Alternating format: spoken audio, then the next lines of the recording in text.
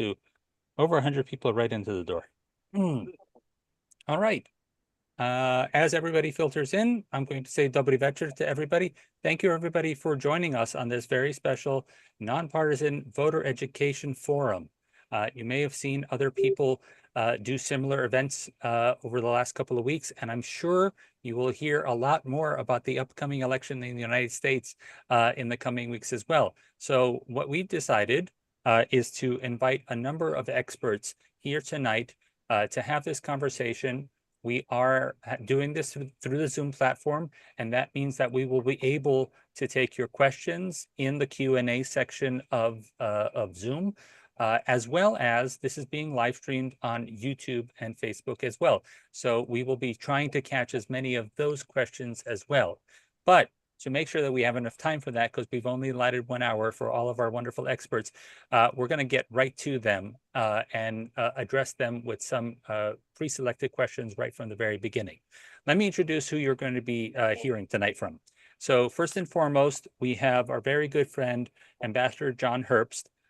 For those of you who haven't seen any of UCCA's other co-sponsored conferences, but if you are somebody who's deeply involved in understanding Ukraine, you will know him as a former ambassador to Ukraine.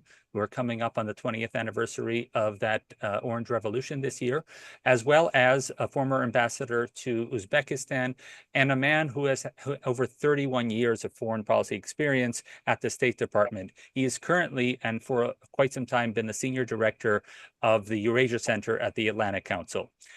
Following him, we're going to turn to Sasha Ustinova. If you have been involved in activism, certainly in the last 5 years, you may have actually even seen Oleksandra in the United States on Capitol Hill or other areas of the United States as well. She is currently a member of Parliament of Ukraine, the Verkhovna Rada, but she's also a longtime anti-corruption activist within Ukraine. Within the Rada, she is chair of the Parliamentary Special Commission on Arms Control, and she is also the chair of the Holos fraction. We also have a wonderful friend of Ukraine, and as we were discussing before you logged on, somebody who has some family relations with Ukraine, former representative, a 6-term congressman from Illinois 6th District, Peter Roskam.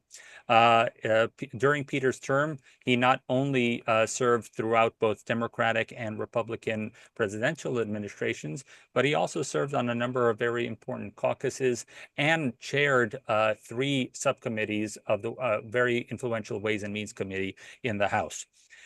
We also have with us Timofey Milovanov. We are very, very grateful for Timofey for logging in from Ukraine at this time, at this particular hour of the night. Timofey is president of the Kyiv School of Economics. He is also an associate professor of economics at the University of Pittsburgh. For those who are not just activists, but very actively involved online, you'll know that subscribing to any of Tim's social media feeds will get you a lot of reactions every day, and probably some of the better takes on what's happening in Ukraine. And no disrespect to everybody else's social media, by the way. And lastly, we have Rai Barkat with us. Rai is a co-founder and CEO of With Honor. Very much in line with what we're trying to do tonight, which is a nonpartisan voter education forum. Rai started this cross-partisan political nonprofit called withhonor.org, and it fights the polarization within Congress with principled leadership of veterans. So with that in mind, I have an opening question that I'd like to address to all of you in the order that I introduced you, but I'll remind everybody of that as we go through that. So with the first response from Ambassador Herbst, I'd like to ask you this first question, everybody, this first question. So some say, why, in your opinion, is Ukrainian victory over Putin's regime as important, is very important for the average American voter? Ambassador Herbst. Okay, it's pretty simple. American security and American prosperity are based upon the security arrangements that we organized after World War II. and that starts first and foremost with NATO. Putin is pursuing a policy designed to undermine that security system. Putin has declared the United States to be its principal adversary, its principal enemy, and that is his objective, to weaken, if not destroy NATO, and for that matter, the European Union. If Putin succeeds in Ukraine, there's a very good chance he will launch certainly a provocation, but even a strike against one of the difficult to defend NATO allies like Estonia or Latvia or Lithuania. So if we don't make sure Ukraine defeats Putin in Ukraine, we're going to spend far more on our defense, and we may need to spend American lives defending our NATO allies. It's that simple. Thank you. You are right. It is a simple thing if you have the eloquence to make it as succinct as you just did. Sasha, can I add your response to that as well? Again, the question being Ukrainian victory over Putin regime. How is it important for an average American voter from your perspective? Well, first of all, let me thank you for organizing this event. This is amazing that it has been done, and how many Ukrainian organizations had come together to put up this. Regarding your question, I think Ambassador Herbst is 100% right. If you don't want to have American boots on the ground very soon protecting one of the NATO countries, it's much cheaper and much more effective to invest right now in Ukraine because the Ukrainian victory is not going to be just a Ukrainian victory. It's going to be the victory of the democracies over autocracies. And with the recent events with the North Korea sending not only ballistic missiles, about 3 million shells that has been already sent to Ukraine, but also sending the troops is a great example how autocracies can be easily unified against the democratic world. And when we see that they are behaving like allies, while we still try to persuade our partners for more support, this is not just Ukraine fighting Russia. This is democracies fighting autocracies. It's good over bad.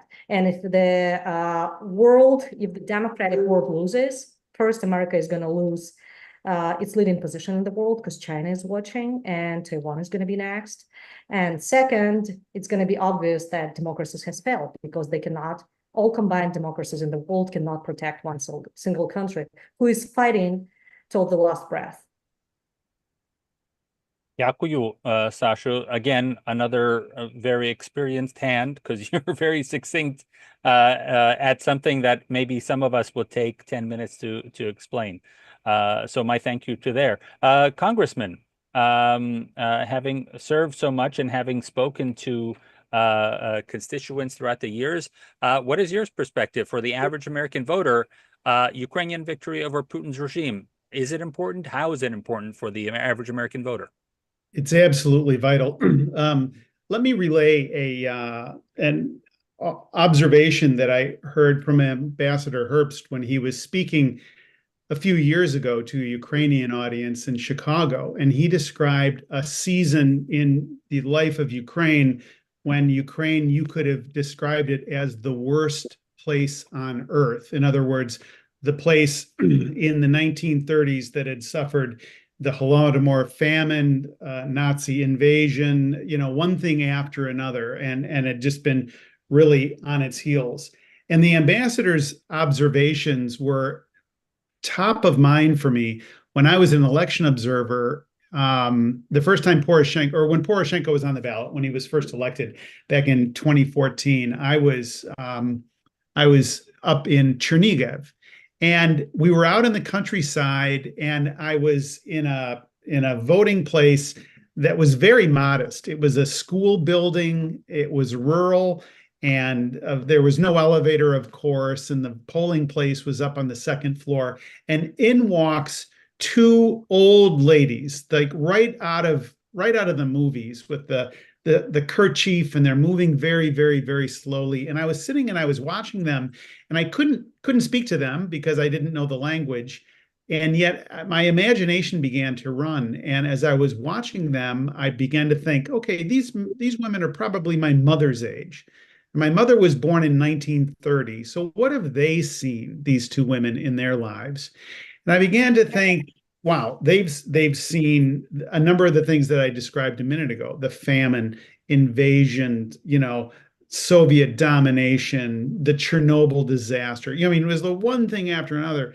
And yet these women come out and they're actively participating and they're voting in this process. And it was so encouraging to me to see this incredible resiliency and their willingness to actively participate in this process. Okay, so how is that connected to an average American? How is that connected from somebody in, around the corner from me here in Wheaton, Illinois?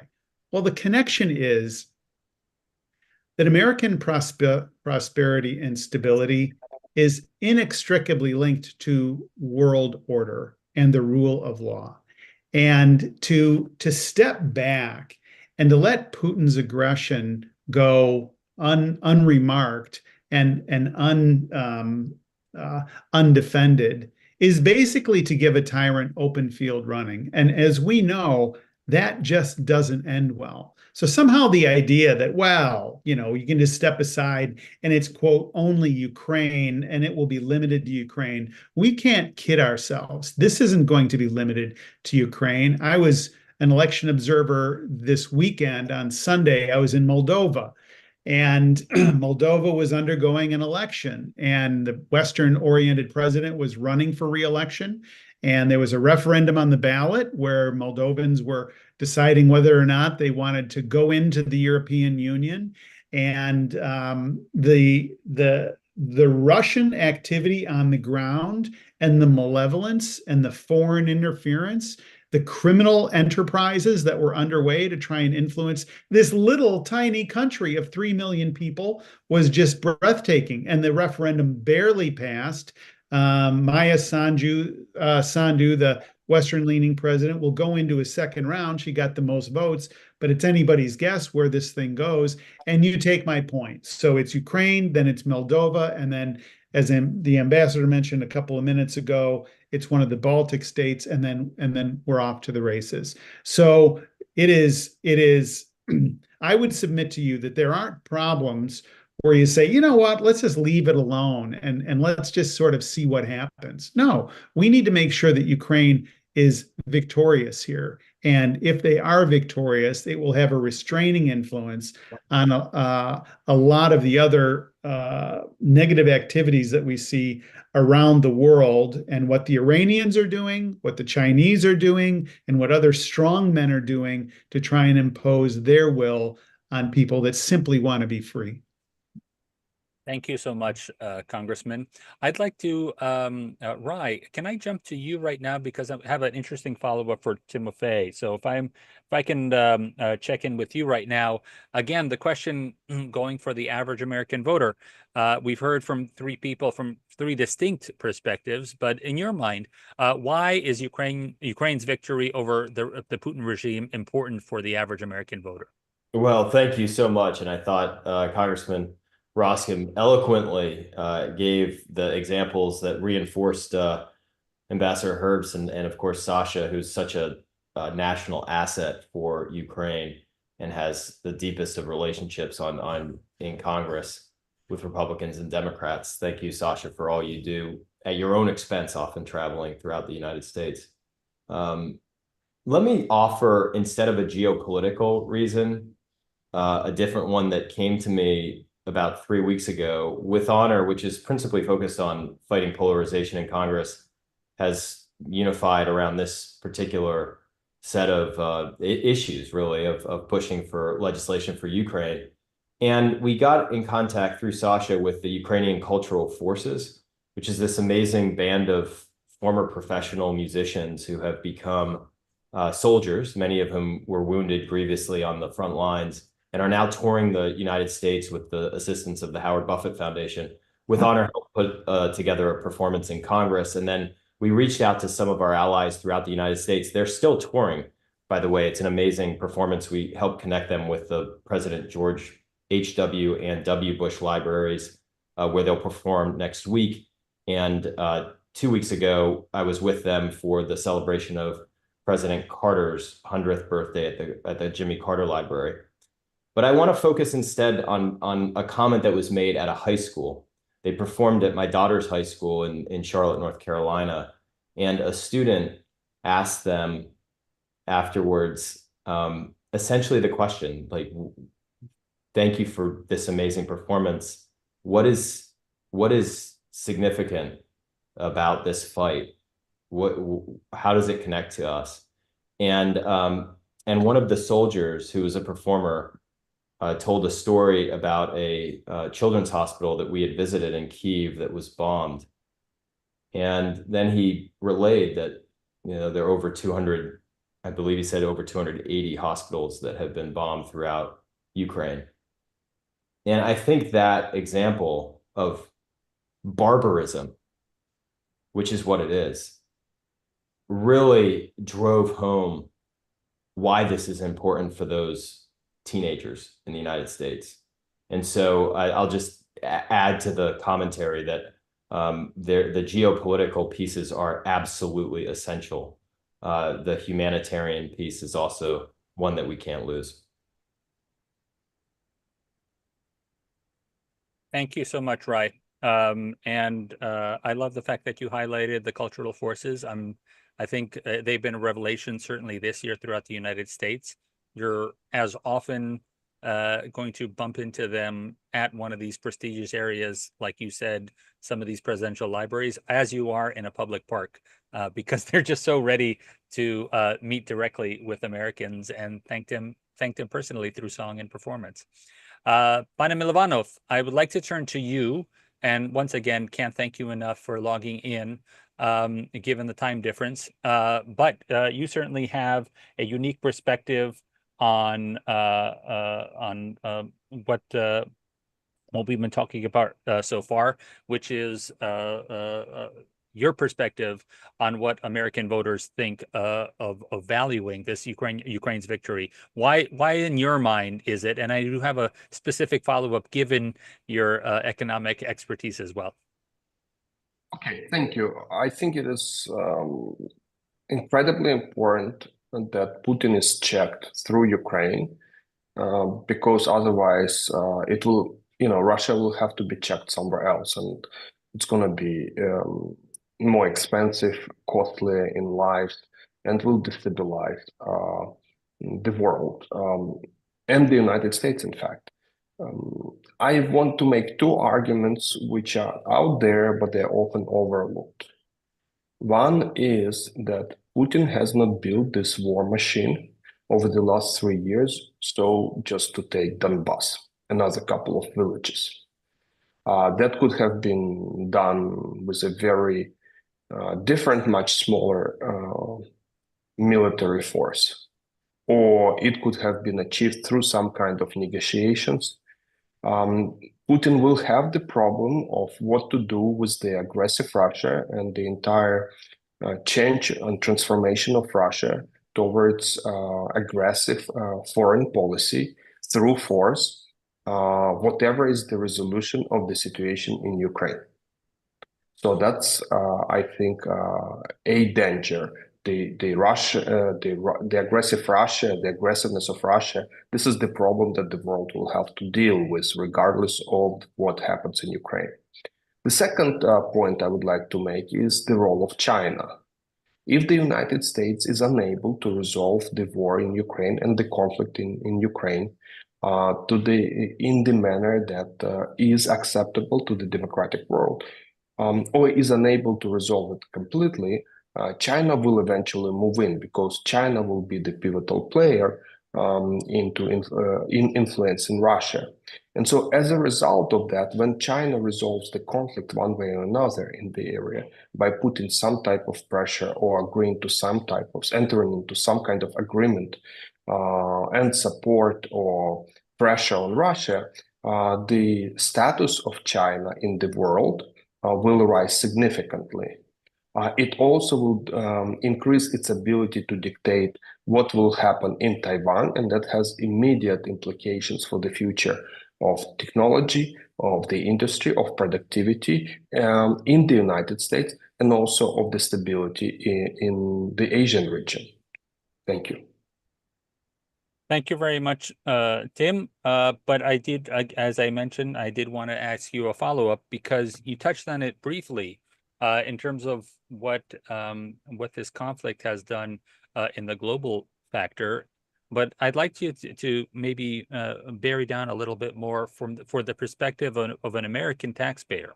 So let's say we have heard that sending money overseas, whether it's military aid, financial aid, or what have you, that specifically as relates to the war against Ukraine, that this is a burden on American taxpayers. So let's say that that the Putin regime achieved a greater victory than what they even imagined at the beginning of the war. What would that mean to the U.S. economy and for the world economy? So the cost of the war is there. The fact that Russia created an energy crisis in 2022 has already imposed on the world economy or the cost of over $1 trillion. So it's just that we don't see that cost.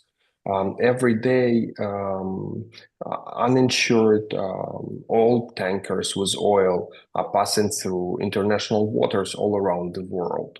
Russia is destabilizing global South food security in a very cynical way.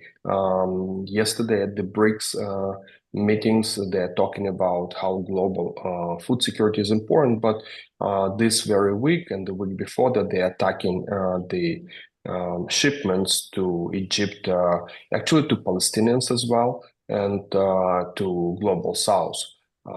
So Russia is increasing costs of trade, which are gonna translate and already translating into inflation.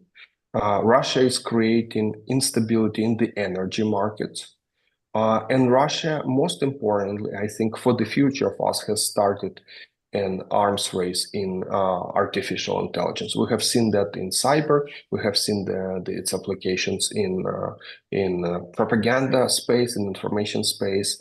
We have seen its influence throughout the world, also in the United States. So all of that means that there will be less trust in the environment, and less trust means slower economic growth, less productivity of labor, lower salaries in the next decade, and overall less stability, which is absolutely bad for business. What we have seen in the last 3 decades, that the real wages and labor productivity in the United States has not grown that much. It has not kept up with the capital productivity. And that generated all kinds of domestic problems, basically inequality, wealth and income inequality. And in order to overcome those issues, that's inequality, in order to bring people to a better life standards, quality of life, trust is important, global trade is important, investment is important, and technology development in peaceful manner is important. And this is all Russia is trying to undermine, and unfortunately quite successfully. Thank you very much for that. It really brings to light how much we are all interconnected in some way as far as thinking about our taxpayer dollars here, how much international events, whether it's oil tankers on another part of the globe, how much that can actually affect our pocketbooks here, and why that should be a factor when people make the decision whether they're going to be actively involved in democracy. And speaking of that, we have a couple of polls tonight to see how our people are involved. We've seen you through the login. We see some of those wonderful questions. Please keep entering questions in the Q&A. And I saw that wonderful response by the president of the Ukrainian Cultural Center in Los Angeles to Rai's comment about cultural forces that they are going to be performing at the Reagan Library in California. But for those of us who are here, and again, this is a voter education forum, we're going to pop up our first poll for everybody. It should pop up on your screen, and this one is asking of all of you where you plan, how you plan to vote this year. Because again, if you're not active in the democratic process, that means that our members of Congress, our senators, and even the White House really doesn't value, if you don't show that you value democracy, then they won't value you as a constituent worthy enough of caring about your position. So the poll asks, are you the type of person who votes on election day? Are you the type of person who votes in advance in person? That's what I plan to do here in New York City on October 26th. Or are you the type of person that has the option to vote by mail? Some of our Western states do that almost exclusively. And if that's the case, please log that in. And we have a fairly broad representation of both early and in person. And then about half of that, half of those percentages, 22 from the 40, will be voting by mail. Again, we do have plenty of people spread out across the United States. So thank you very much, everybody, for participating in that. I'd like to jump to, since we have both Ambassador Herbst, we have Sasha here, and even Congressman Roskam. Actually, this will be for all of us, because just today, there was a press briefing in the White House that brought this up to John Kirby. We, as Ukrainian activists, have been talking about this for the last couple of weeks, and it's probably one of every other question I get asked by Ukrainian journalists when they have me on, asking me how is this not front page news in the United States? So, Ambassador Herbst, I'm going to jump to you first on this question. The recent escalation of North Korea entering this war. We know for a fact that there are North Korean soldiers, North Korean personnel who have traveled to the territory of the Russian Federation fairly close by to Ukraine. We don't know what they would do since they haven't trained with Russian forces, or most of them don't speak Russian. But we know for a fact that they've at least made the trip. So this recent escalation, again, this is a question that often comes from journalists overseas. Why is this not being talked about more in the United States? But what does that mean for this conflict? The fact that we now have, in addition to the material coming from Iran, and the artillery from North Korea earlier, now having an actual other force from this axis of evil being involved. How does this change the game right now, or the international picture? Ambassador, I'm gonna ask you first. Well, first, we're not sure if there are North Korean soldiers in Ukraine at the moment, or in the area of Russia where Ukraine has effective control, the Kursk Oblast and part of the Belgorod Oblast. But certainly, I am confident that the U.S. government is monitoring this closely. But even without this, the amount of war material that the North Koreans have provided to Russia has proved that the Russians do not have enough to conduct their war, their massive war full of war crimes on Ukraine, and they also rely on Iran for that. Philip Zelikow, a former senior U.S. official and an historian, wrote an article in the Texas National Security Review this past summer, pointing out that the cooperation amongst Russia, China, Iran, and North Korea is greater today than that between the original axis, meaning Nazi Germany, fascist Japan, and fascist Italy, up through the attack on Pearl Harbor and Hitler's declaration of war on the United States. The national security leaders in the United States, in the West, and the media in the West have not paid sufficient attention to this very real problem. I think it was Timothy and maybe others mentioned that if Putin wins in Ukraine, that puts winds in the sails of China, Iran, and North Korea. And North Korean possible sending of soldiers to fight, whether it's in Kursk Oblast of Russia or in Ukraine, is further evidence of their work together. There was a disgraceful comment made on background by an American official, reported in Politico earlier today, that there's nothing much we can do about this except by intervening militarily. That is defeatist thinking, and it's a reflection of the fact that while the Biden administration has done a lot to prevent a Russian victory in Ukraine, it has also been intimidated by Putin's constant nuclear threats, and therefore, ultimately, our policy has not been strong enough to enable Ukrainian victory. But we need to come up with a smart and strong response once it's clear that North Korean soldiers are fighting against Ukrainian soldiers, whether in Russia itself and especially in Ukraine. Thank you so much, Mr. Ambassador. Sasha, do you have a thought on the Korean aspect? Yes, thank you so much for giving me the possibility to speak here. And I just want to briefly mention on what Timothy Milana was talking about the taxpayers' dollars as well, which I think is really important. You know, every time my American friends are telling me, like, Sasha, we support you so much in your country, we believe in you, but you know, it is so expensive for the United States. We've been providing hundreds of billions of dollars. My question to them always is, how much would you be comfortable to give Ukraine to actually fight the war for all of the rest? Because if you're not fighting on the ground, none of the NATO soldiers is fighting on the ground, how much you would be comfortable giving us? The answer is normally like, I don't know, 5% of our budget. And when I'm telling them when it's less than 1, everybody freaks out. They can hardly believe in that because they hear Congress passing a bill, a supplemental on 60 billion. They don't know that 80% of this money actually stay in the States. They don't go to Ukraine.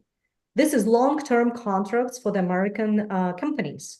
That provides jobs, taxes, etc. Second, a lot of these money are not even related to Ukraine. I can tell you that not in the last, but in the previous supplemental, it was $500 million to buy grains for Africa because of the war in Ukraine, which means it has nothing to do with Ukraine, but this is an Ukrainian bill. And people honestly believe that this is something literally going in funds on the Ukrainian bank accounts. Third, which is, I think, is very important to understand, like every time we see an announcement that the administration and Pentagon puts out publicly, oh, there is an additional package for Ukraine for, I don't know, $500 million or $250 million, people do not understand that this is not actually additional package. This is the package formed out of the money that had been already allocated by Congress in the supplemental that was passed. So these money come out of those 60 billion or 40 billion that was the previous supplemental. And this is not additional because people hear every second week that there is an additional package for Ukraine, additional support, blah, blah, blah. And they think that like hundreds of billions of dollars literally go into the Ukrainian bank accounts, which is totally untrue. And the majority of this money are staying exactly in the United States, providing more opportunities for the countries here. One thing that I also would like to mention, and this is very important for the for the American taxpayers, a lot of the companies, US companies that are producing a lot of the weapons, all of the military stuff, actually cut their stocks up a lot. And they have now contracts, long-term contracts, not only for Ukraine, but for the rest of the world.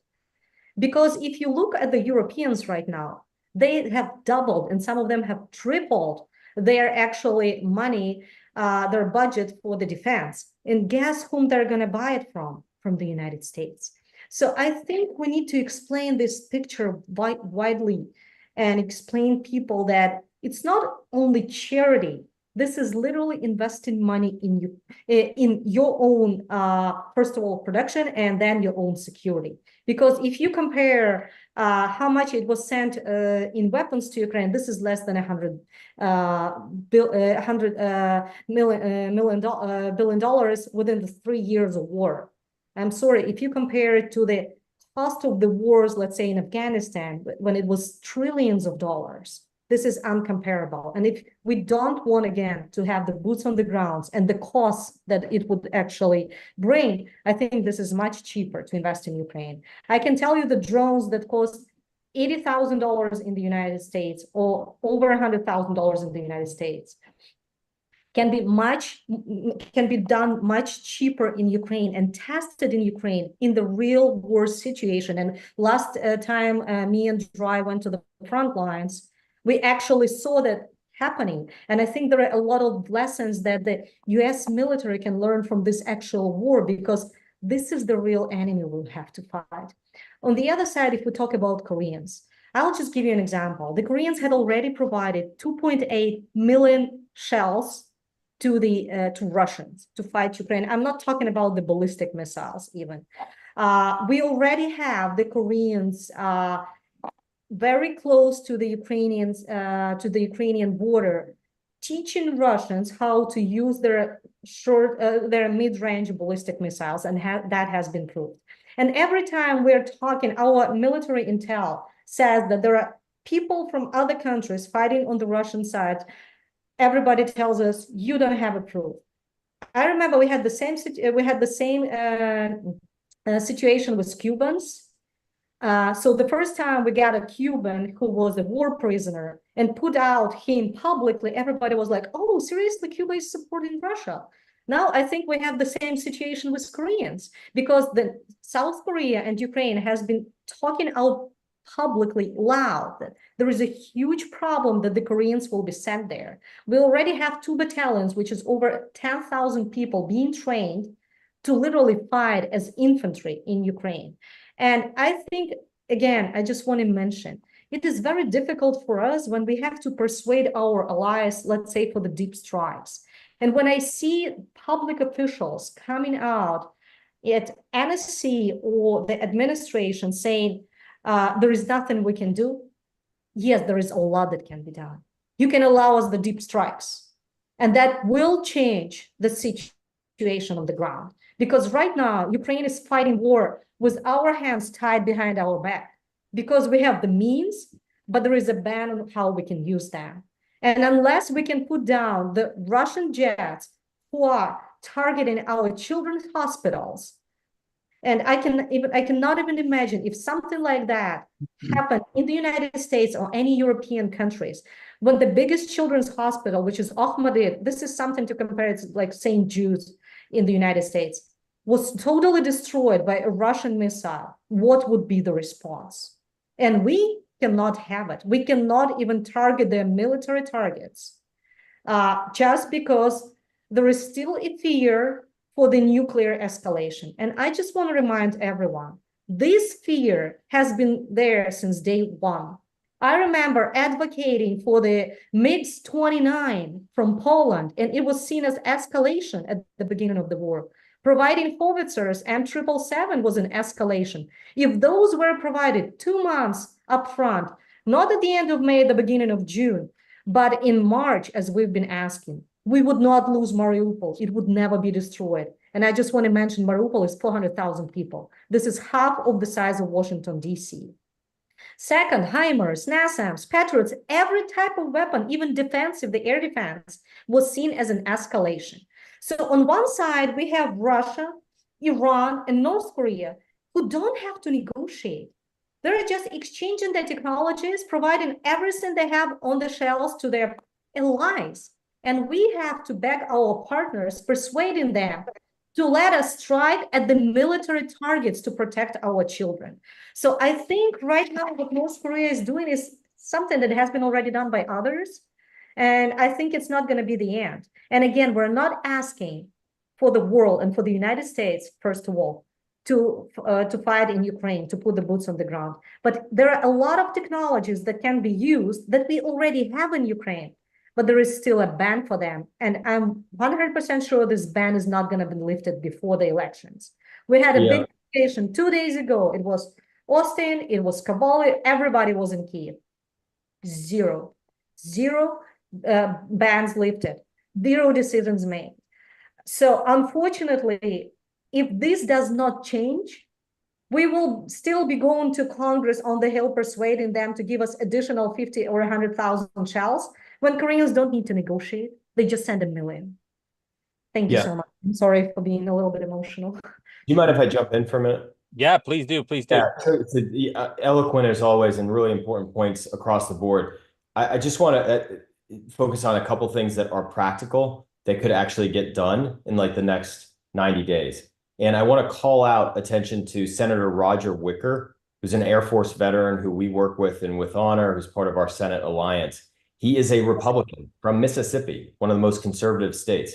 He's the ranking member of the Senate Armed Services Committee. This week, he called on the Biden administration to move faster with the presidential drawdown. You know, and I included the link in the chat. I mean, just run the numbers. It's staggering. We're only transferring $400 million a month out of a $5.5 billion budget. That takes a year.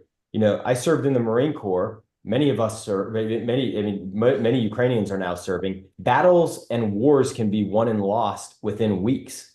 So this is a clear and present ask that can be made. And if you are an American citizen on this call, you can make a difference by contacting your member of Congress, as Congressman Roskam notes. They pay attention.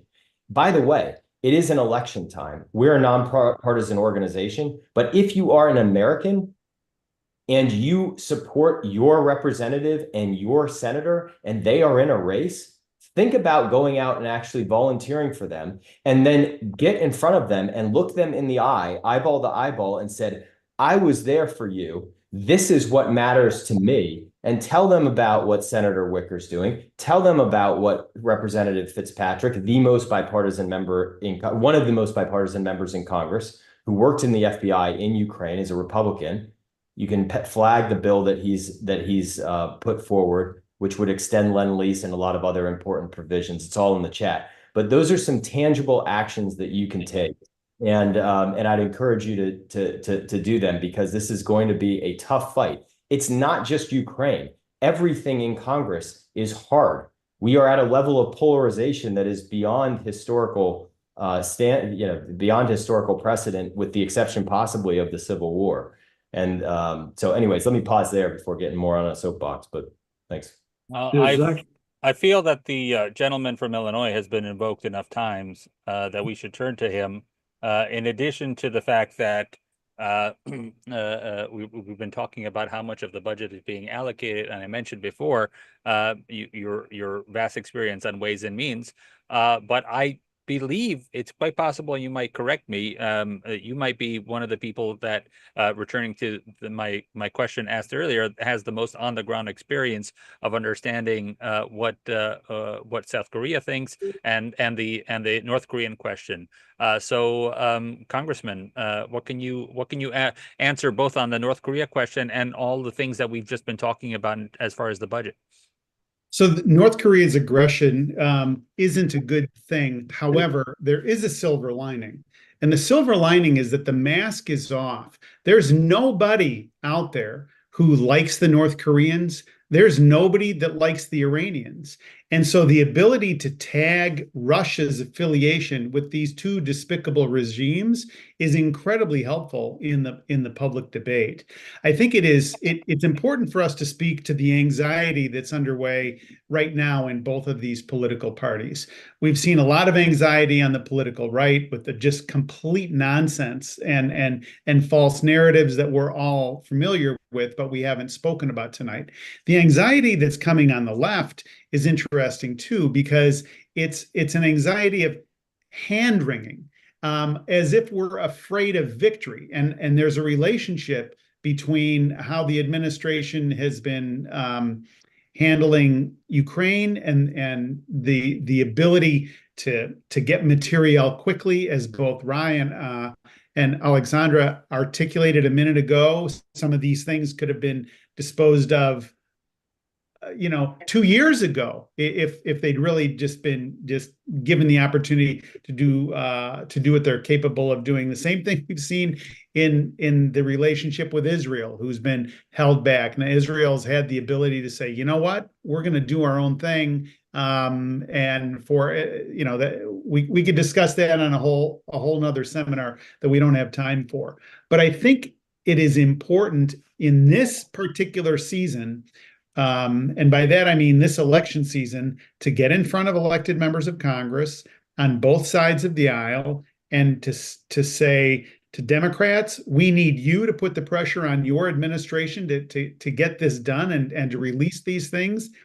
For Republicans, we need them to say, we need to stand up. We need you to stand up against nonsense within the Republican Party that is somehow sympathetic or parroting Russian Federation and Putin narratives. It's complete nonsense. And we need you to do this. And members of Congress, they look at their constituencies almost like a GPS system. If you're living in my district and you're on my side of the street, I sure care a lot more about what you say than if you're on the other side of the street in somebody else's district. I'm like, how nice for you. I don't really care what you think, but if you're in my district, I care.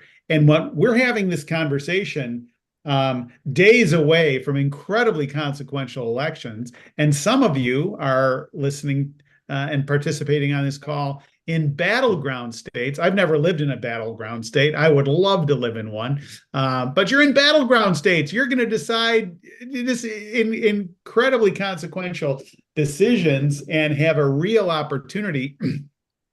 One other last point. Back in the year 2000, George W. Bush won the state of Florida and won the presidency, therefore, by about, what was it, 547 votes, something like that, under 600 votes in a state where millions and millions and millions were cast. So what does that mean? That means Mrs. McGillicuddy and the Gainesville Garden Club decided the election. I mean, they decided the presidency. So it is not hyperbole for me to say that the amount of influence on this call and the ability to mobilize and to talk to people and to get in front of members of Congress, and it could be that at the next debate, when Congress reconvenes next year, that some of these questions are decided based on conversations that they've heard from voters in their district. Because I'll tell you this, if members of Congress, what you want to do for sure is deny a member of Congress this excuse when they say, well, nobody contacted me. I didn't hear anything about it. And if they don't contact me, I guess they don't care about it. So if all we do tonight is to stay in the echo chamber of this call, tonight is a complete failure, a complete waste of time. What has to happen as a result of this call, it has to organically and intentionally grow to say, hey, the gas is on, honey. We got to get this thing done. We've got until, early November to get in front of people because we're going to need them to be yeses on these votes. And why isn't it front page news? Because there is so much stuff going on around the world. There is just so much stuff happening. And so members of Congress are dealing with everything from aardvarks to zebras and everything in between. And you got to get their attention. You got to say, hey, member of Congress, this is why this matters. And using some of these arguments that we've heard tonight. Thank you, Congressman. Ever the very successful politician, it's like you anticipated the chat that's going on while you're talking, including the wonderful comment from Mike in the swing state of Arizona, saying that let's concentrate on the election in a couple of days. And you rightfully pointed out, this is no matter what we talk about today, it's about not just educating voters, but it's about mobilizing voters and making sure that people are going out there. Before I turn to yes, if I may just honestly, thank you so much. I just want to say to everybody who is watching, Ukraine would never make it without the United States. And we are very grateful to our partners and to our diaspora who has been going out on the streets, calling everybody and asking to support and help. This is our second front, American front. And depending on what happens here is going to be, it's going to have totally direct consequences what's going to happen in Ukraine at the front lines. So first of all, I really want to thank that you are all together so that Ukrainians are not fighting, that I can see, I don't know, Roskam from the East Coast and Nova Ukraine from the West Coast, the American Coalition for Ukraine, UKK, the Ukrainians from Wisconsin, Dignitas, everybody aligned to help and support. And honestly, this is our second front when we have to stay together because Ukraine depends, our lives depend on what is going to happen here. Thank you so much. Yakuyu, and it's very important for people to understand that this is the very least that we can do, right? None of us will experience having the privilege of living in this country, a foreign tank rolling through our streets, which is something that way too many Ukrainians have had to witness, have had to see their homes destroyed. And I think that's why we've focused on so many topics here today, not just the practical topics about why Ukraine is important, but actually the naslidki. So what happens if a country like Ukraine were to be taken over? What happens to the rest of the world? Before I ask Timofey to respond to that, I'm going to do one more poll. And again, we're sending all this information to people who are outside of this sphere, some of the journalists in Ukraine, as well as in the United States, trying to figure out what our community, how it's activated. And so this question is, for those of you who are voting, can you tell us tonight, are you a first-time voter? Have you voted before? Or have you voted before in another country and now are starting to vote here in the United States? This just gets a better sense of who is joining us here tonight. And we're going to have one more question at the end. After we talk to a couple of more people that we're going to close with, including our friends from UKK directly. So I see that we have the majority of people who are tuning in here are previous voters. That's good. The following question will be how active you actually are. But when you vote previously, that's very important. The fact that you are a Ukraine supporter and you're a voter, political parties very much know in the United States who you are, especially in the age of social media. So the more you are a long-term voter, you are a valued voter.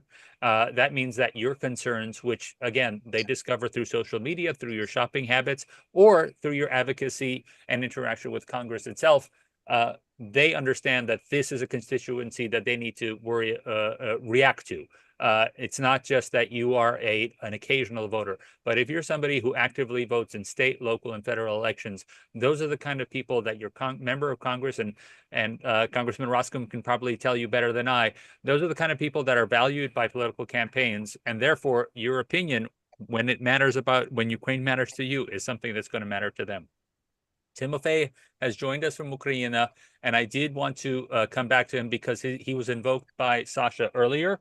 Timofey, there was a comment made about the entire way, because I brought up Korea first and foremost, but when Sasha started speaking about the value of our dollars, this is a very real thing. Whether you're talking, again, I brought up Korea as the first example of things to be worried about. Of course, the United States has nearly 30,000 troops there. There has been a significant change in Korea's economy due to the fact that money has been transferred from the Russian Federation for their artillery. But it's also these naslidki that we can keep talking about. Like Sasha mentioned, that the bills that the United States has passed have been all-inclusive. They are not just funding the allocation of material that's already in American warehouses being sent to Ukraine, but they are for other programs in case the world is to fall apart. And that does include African countries and the wheat for them. Specifically, in the very first bill, they included training for different farmers in parts of the world that rely on Ukrainian wheat, how to develop fertilizer on themselves through manure and other local resources, as opposed to relying on product from Russia.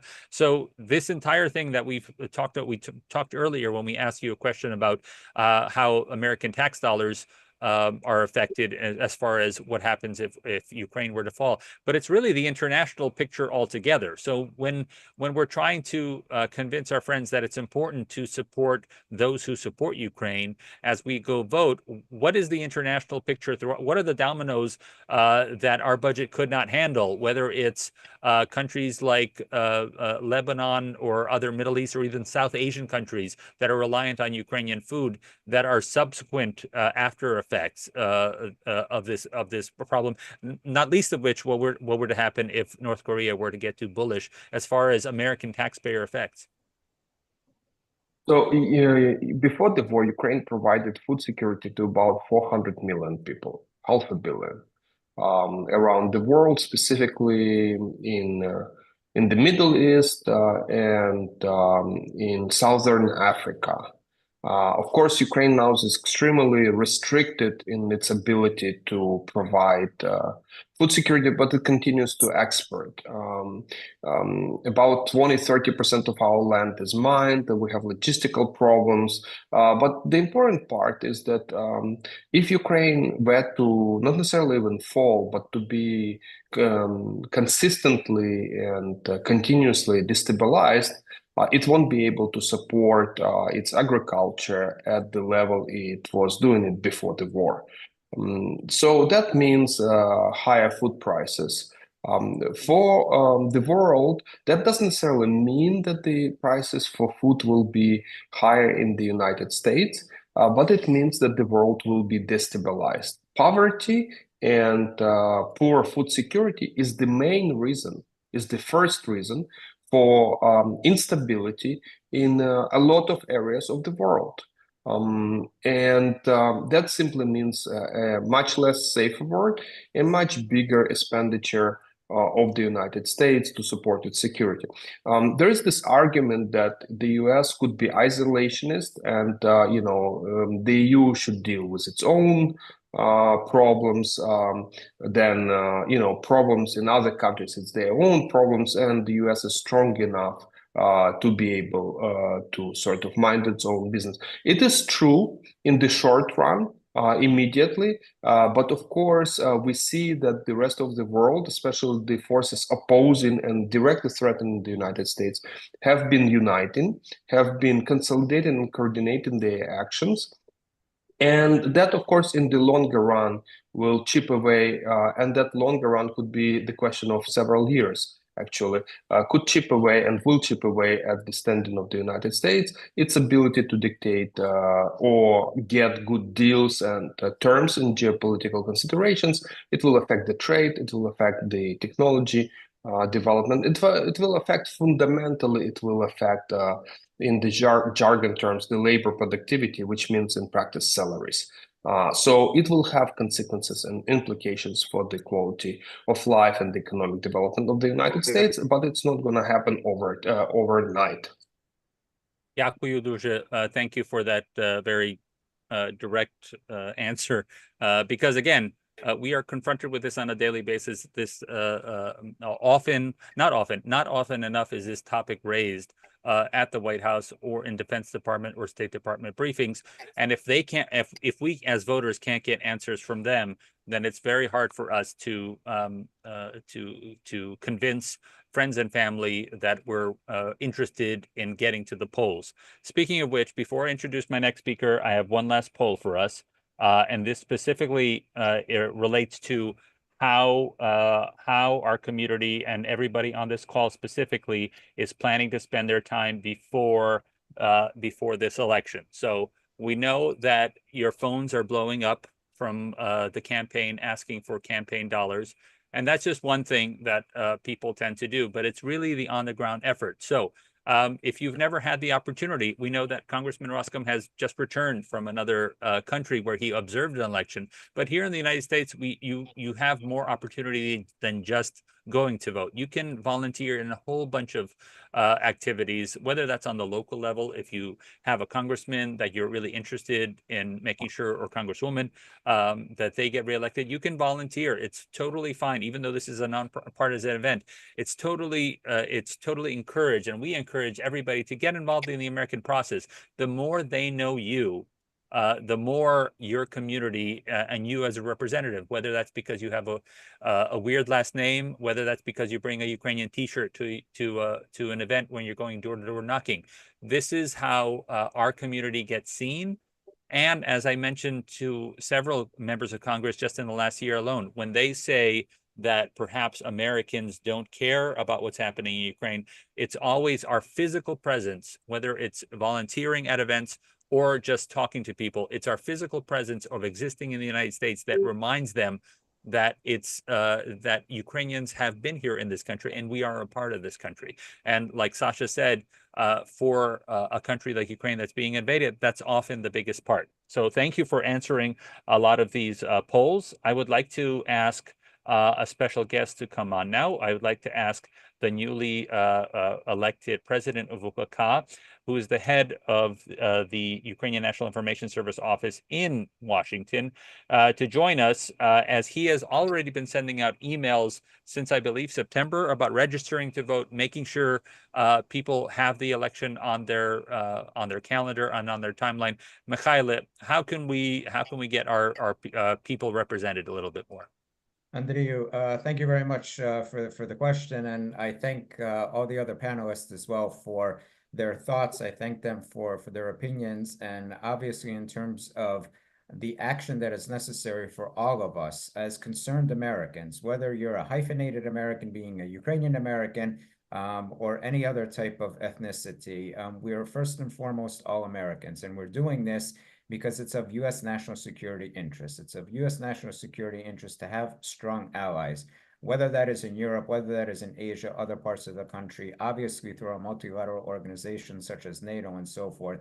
But in particular, let's boil it down to what's about to happen in 13 days. It is our opportunity to express our voice. And there's no better quote that I can think of other than former Speaker of the House of Representatives, Tip O'Neill, that said that all politics is local.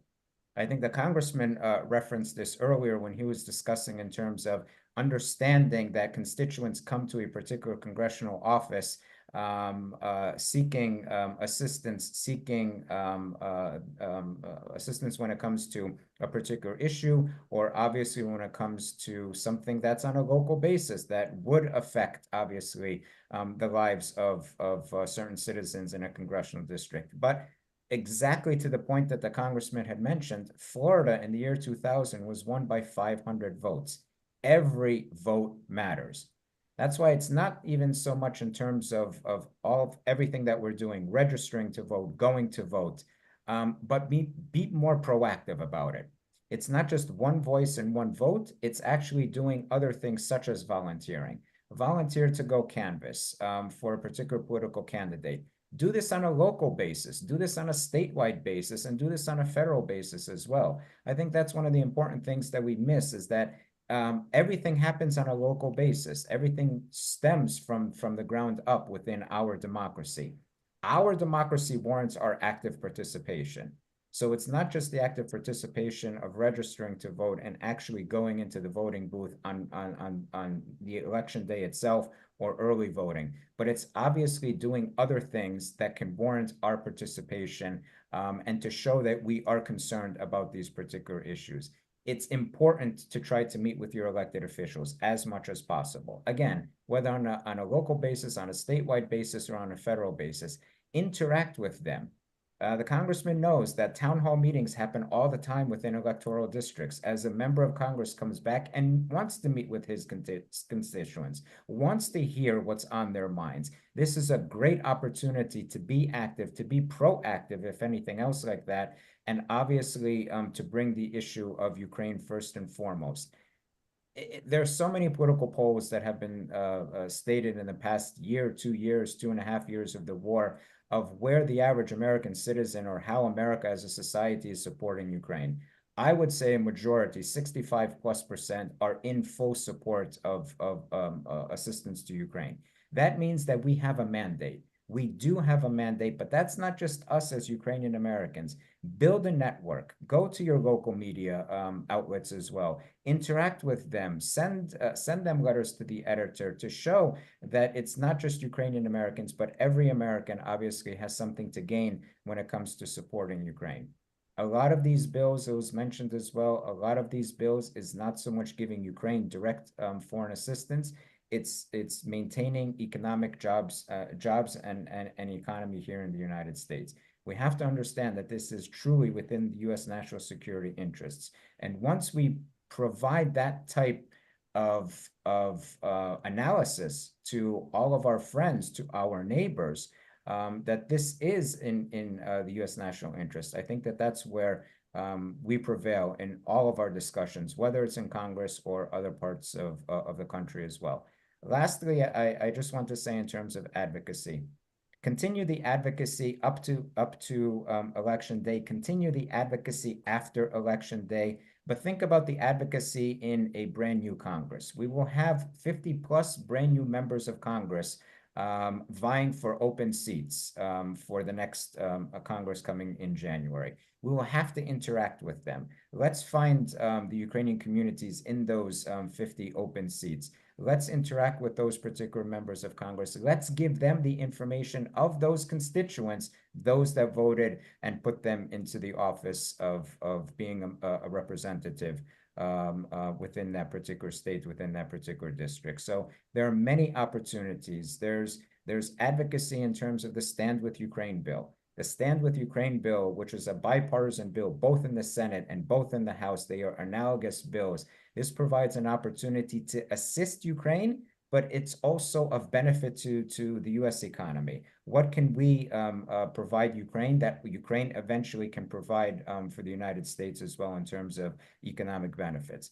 I think it's very important as well, as we were discussing the North Korea incident and the North Korea troops that are right now training within Russia, is to let Ukraine strike back. Let Ukraine, give Ukraine the capacities for long-range strikes within Russian military and other types of strategic assets within the Russian Federation. That's the only way to stop the innocent killing of civilians in Ukraine, and obviously for those on the front lines in Ukraine defending democracy. This democracy, our democracy, democracy throughout the world is in peril right now if we do not support Ukraine. Make that known in terms of your networks. Make that known to your neighbors that we're all in this together. Ukraine needs to win this fight, not just for its own territory, not just for its own sovereignty, not just for its own independence, but for world sovereignty and for world democracy and those principles of democracy, those principles of democratic institutions, and the values which we hold near and dear. So I call upon you as we approach election day, as Congress comes back in a lame duck session. There could be opportunities for other legislative initiatives to be done. Let's work hand in hand. Let's get the job done this year and also look forward to next year. So, Andrei, thank you very much. And thank you to all the organizers of this. I look forward to interacting with everyone and looking forward to a vibrant discussion in the future as well. Дякую, Михайле. Thank you to all of our speakers.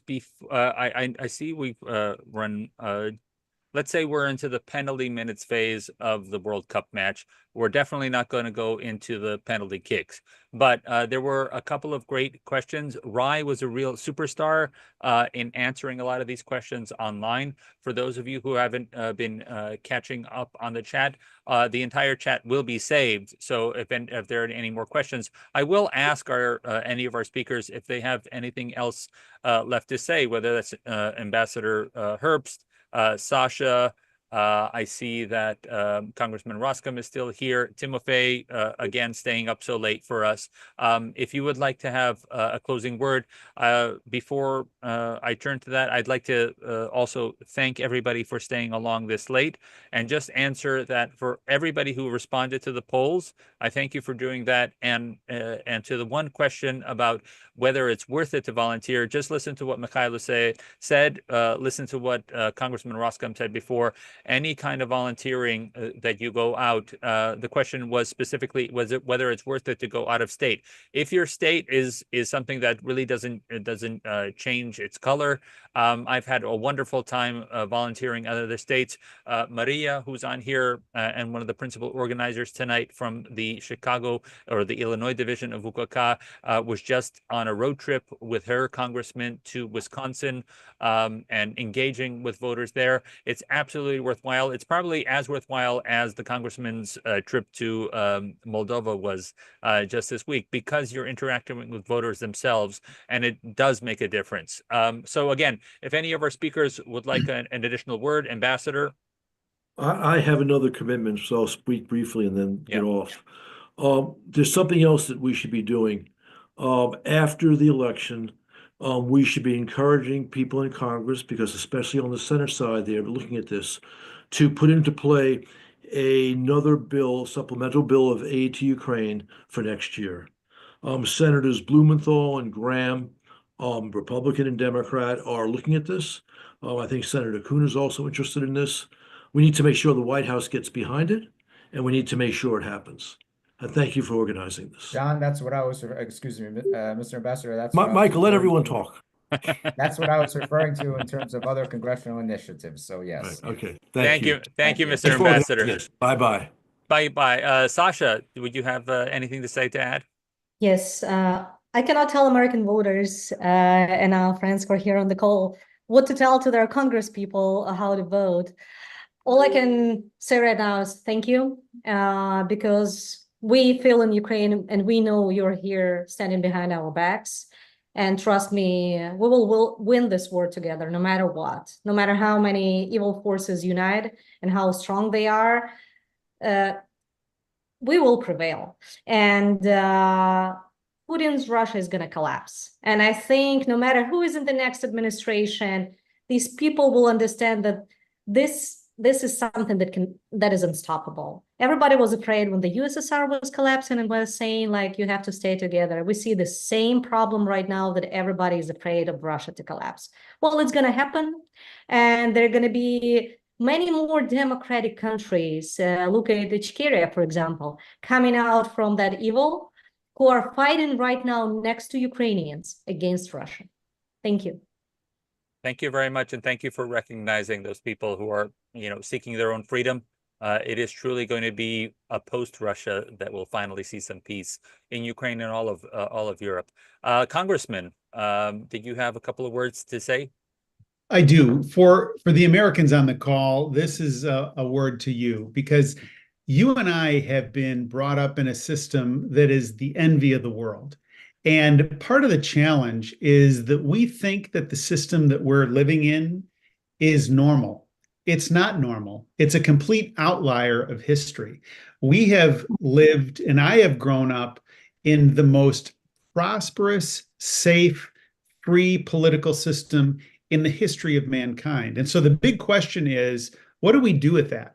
I didn't make this system. This is not false modesty. I'm the beneficiary of a system. This is a system that I was just born into. And so I have been entrusted with it, and so have you.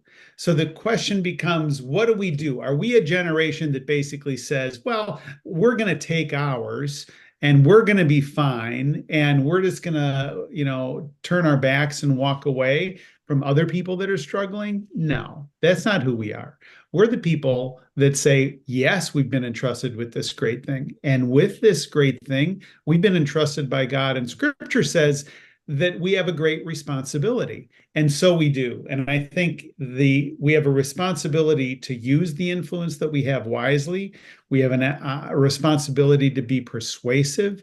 We have a responsibility to be persistent and to be advocates. And it's not only in the interest of Ukraine and those who are fighting around the world, but it's in our interest too. And so I think we're really uniquely positioned. And it's my hope and it's my expectation that in the years to come, you and I are going to be able to reflect back and say, we stepped up when things were incredibly difficult, and we stood by those around the world who were fighting for freedom and asked for help, and we were there for them. And I think it's incumbent upon us, and we will, and especially our children will be grateful that we've done this. Thank you, Congressman. Timofey, if you're still with us, do you have any other words for our viewers here in the United States? Yeah, thank you. I think this is a difficult world. It's not as bad as it was during the 20th century, but it has the potential to become worse. And it takes leadership. It takes collective leadership and collective responsibility to act to prevent deterioration of the world. It is actually something each of us can do. I think it's not that difficult. It just we tend to worry about all these big things, what about what will be what happens with the war, but most of them we can't affect. What we can affect is to do steps which are under our control. For Americans is to vote, and to vote honestly, to be informed, to speak your mind. Okay, I'm not a US citizen, I'm a green card holder, so it's not my place to say, but I think truth and informed voting is the key for democracy to prosper. And democracy will remain strong if people simply pay attention and speak their minds and do the right thing. So I think it is important that Ukraine is represented. It is important that Russia is checked, but it is also important that democracy is not undermined, and we continue to vote, and we continue to vote in an informed manner.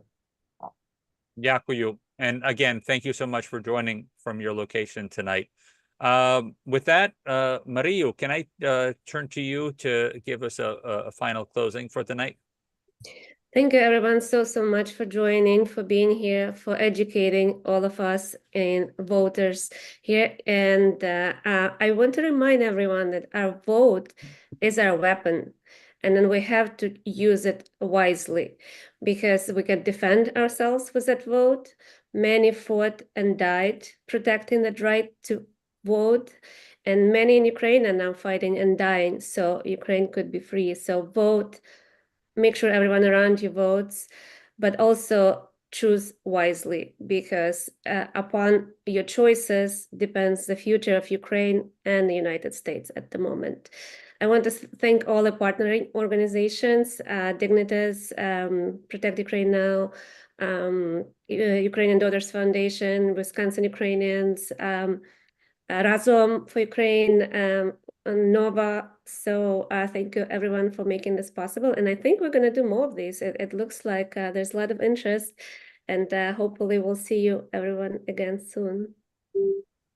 Okay, as I promised, no penalty time, just some additional minutes. Thank you very much. Thank you, Maria. And as Mikhailo mentioned, and the congressman, don't forget there's more work to be done after the election as well. So let's make sure that we go out and vote. But let's, Mario, maybe we do these after the election and see how many new members of Congress we can contact as well, because that's another thing we have to work on as well. Дякую. Don't forget to vote. Vote early, vote by mail, vote in person. But whatever you do, make sure you vote, and make sure that the people who are there at the polling station are appreciated and thanked. Thank you very much for joining us tonight, and we hope to see you soon.